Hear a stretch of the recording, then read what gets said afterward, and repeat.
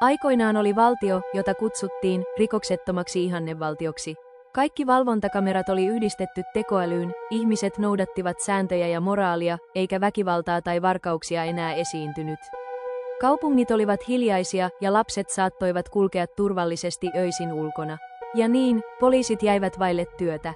Eräänä päivänä sisäministeriö antoi lausunnon, joka muutti kaiken, poliisin henkilöstöä ja budjettia tullaan vähitellen vähentämään.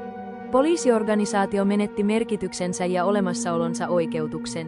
Mutta kulissien takana käynnistettiin salainen osasto nimeltä varjoturvallisuusosasto, Division of Controlled Disorder. Heidän tehtävänsä oli yksi ja ainoa, luoda hallittuja rikoksia, jotta poliisin tarpeellisuus säilyisi yhteiskunnassa. Ensimmäiseksi lavastettiin taskuvarkaus kaupungin keskustassa. Kohteena oli etukäteen valittu poliisin yhteistyökumppani. Näyteltiin, sattuma ja pidätys onnistui näyttävästi, media oli paikalla. Seuraavaksi sytytettiin varasto tuleen. Paloa johtava poliisi sai hetkensä loistaa TV-lähetyksessä.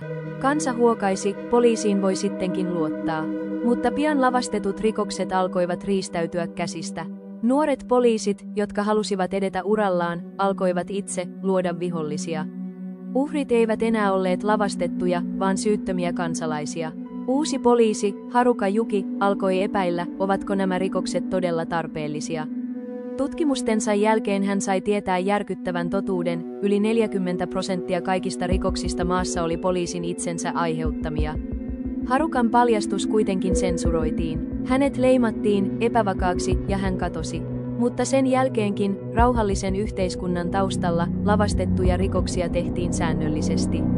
Kukaan ei tiennyt, että heidän turvallinen unensa oli mahdollinen vain siksi, että joku otti syyt niskoilleen näyttääkseen järjestelmän toimivan.